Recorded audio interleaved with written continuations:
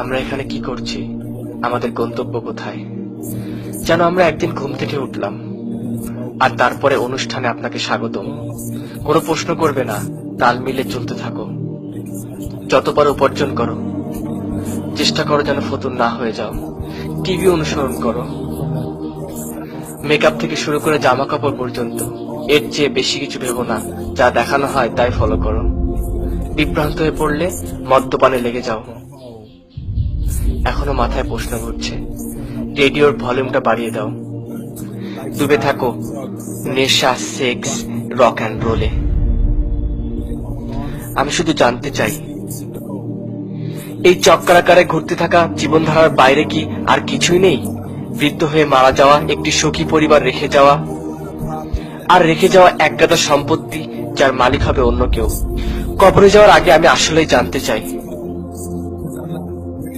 কারণ জীবন নিয়ে সিনেমিনি খেলতে রাজি নই বাজি ধরতে। এই সামান্য কিছু প্রশ্নের উত্তর খুঁজে ফিরছি। আমরা এখানে কি করছি? আমাদের লক্ষ্য কি? আমরা এখানে আসলাম কিভাবে? কে আমাদেরকে এত নিখুঁতভাবে তৈরি করলো? মৃত্যুর পর কি হয়? এই পৃথিবী কি আসলেই গুরুত্বপূর্ণ? এসব প্রশ্নগুলোর উত্তর দিতে চাই না, কারণ প্রয়োজন নেই তো উত্তর জানার। এই জীবনে তো কোনো উদ্দেশ্য নেই, আমাদের অস্তিত্ব তো শুধুই প্রাকৃতিক। সেক্ষেত্রে আমাকে একটি প্রশ্ন করতে দিন, তুমি কি নিজেই নিজের স্রষ্টা, নাকি কেউ তোমাকে তৈরি করেছে? কারণ তুমি এমন এক সৃষ্টি, ত্রুটি মুক্ত, ক্ষমতা অসমান্তরাল। তুমি সর্বোচ্চ বুদ্ধিমত্তার অধিকারী। আমি শুধু সাধারণ যুক্তি ব্যবহার করছি। এমন ক্যামেরা পৃথিবীতে নেই যা মানুষের চোখের ধারে কাছে আসতে পারে। না আছে এমন কম্পিউটার যা মানুষের মস্তিষ্কের সমান হতে পারবে। পৃথিবীর সব মানুষ মিলেও একটি মাছিও তৈরি করতে পারবে না। এত এত নিদর্শন, তবু আমরা অস্বীকার করি। বিজ্ঞান বলতে চায় এই সবকিছুই শূন্য থেকে এসেছে, অথচ একটি সরল হিসাব, 0+0+0 কখনোই 1 হয় না। তবে কোথা থেকে এই মহাবিশ্বের নিয়ম এবং বৈচিত্র্য আসলো? সবকিছু মূল থাকে আবিষ্কারক কিংবা স্রষ্টা। এই ভিডিওটা দেখতে পাচ্ছেন কারণ কেউ ভিডিওটা আপলোড করেছে। তাই আমরা বিগ ব্যাং বিশ্বাস করতে পারি, বা পারি যিনি তা ঘটালেন তার ওপর। আল্লাহ সবকিছুর এবং সব প্রাণের সৃষ্টিকর্তা, চিরঞ্জীব, প্রভু, সবকিছুর একক তত্ত্বাবধায়ক। সৃষ্টির মতো নন, কল্পনার ঊর্ধ্বে। না, তিনি কোনো মানুষ নন, তার কোনো সহযোগী নেই। তিনি এক অবিনশ্বর সত্তা, আমাদেরকে কখনোই একা ছেড়ে যাননি। ঠিক সব প্রস্তুতকারকের মতো তিনি আমাদেরকে গাইড বই দিয়েছেন, কোরআন, ইসলাম। দুঃখিত জলদি উপসংহারে চলে আসার জন্য, কিন্তু এটাই একমাত্র সম্ভব। এতে আছে স্রষ্টার যৌক্তিক বর্ণনা, এক এবং অদ্বিতীয়, সর্বোচ্চ ক্ষমতার অধিকারী। কাউকে জন্ম দেননি, কেউ তাকে জন্ম দেয়নি। একটি বই যার শূন্য ত্রুটি, বৈজ্ঞানিক আর ঐতিহাসিক অলৌকিক তত্ত্ব। আজ থেকে 1400 বছর আগে যেমন মানুষের ভ্রূণের নির্ভুল এবং পরিপূর্ণ বর্ণনা, মানুষের ভ্রূণের যে বর্ণনা কোরআনে আছে সেটি 7ম শতাব্দীর বৈজ্ঞানিক জ্ঞান থেকে আসা সম্ভব নয়। পৃথিবীর জন্য পর্বতমালা কিলক স্বরূপ, যাতে পৃথিবী নরম থেকে রক্ষা পায়। বিচ্ছিন্ন দুটি প্রবাহিত সমুদ্রের পানি কখনোই এক হবে না। গ্রহগুলো নির্দিষ্ট কক্ষপথে চলার তথ্য, আর এই ঘূর্ণায়মান প্রতিক্রিয়া প্রভাবের দিন এবং রাত হওয়া। মহাবিশ্ব প্রস্তুতকরণ তথ্য এবং প্রতিটি পানির উৎস পানি থেকে হওয়ার তথ্য।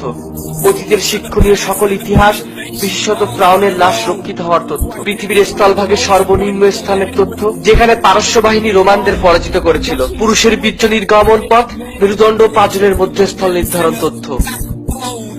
এখন পর্যন্ত একটি শব্দ পরিবর্তিত হয়নি। উত্তরদের কিভাবে সকল তথ্য জানা ছিল? আজ থেকে 1400 বছর আগে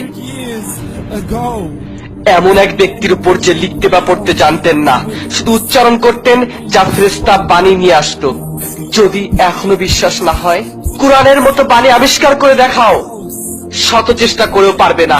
তাই তুমি সৃষ্টিকর্তা ও তার পাঠানো বার্তা নিয়ে হাসি তামাশা করলে।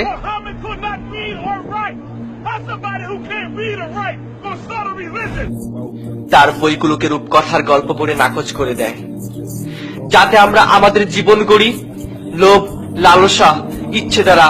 বলে বেড়াচ্ছি জীবন তো একটাই, যত খুশি ফুর্তি করো, আমরা বাঁচবো, মরে যাব, তারপর মাটির সাথে মিশে যাব। তুমি খালি একবারই বাঁচবে, ভুল।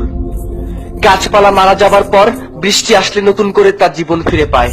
আল্লাহ প্রতিশ্রুতি যে আমাদেরকেও ঠিক একইভাবে তিনি পুনরুজ্জীবিত করবেন, আঙ্গুলের ছাপ থেকে নিয়ে পায়ের তলা পর্যন্ত অনুরূপ অবস্থায়।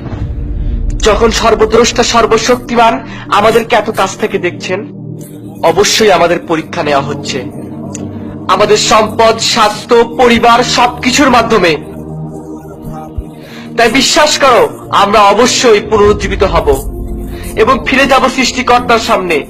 হিসাব নেওয়া হবে আমাদের প্রতিটি কাজের। যখন তিনি আমাদের আমলনামা দিয়ে বলবেন, পড়ো, ভালো মন্দ, ছোট বড় আর বাকি যা কৃত কর্ম করেছো, তোমার হিসাব গ্রহণের জন্য তুমিই যথেষ্ট। এখন আমার সাথে রাগ করো না। তুমি ভেবেছিলে আমার কাছে কখনো ফিরে আসতে হবে না। তোমাকে পুরো একটি জীবন দিয়েছিলাম আমাকে খোঁজার জন্য, কিন্তু তুমি ব্যস্ত ছিল ও সবকিছু নিয়ে যাচ্ছিল ক্ষণিকের। পড়ো, সুসংগ তাদের জন্য যারা বিশ্বাস করেছে। আর যদি তুমি বিশ্বাস না করো তাহলে পড়ো, সেই দিনটি তোমার প্রথম দিন হতে দিও না। পড়ো।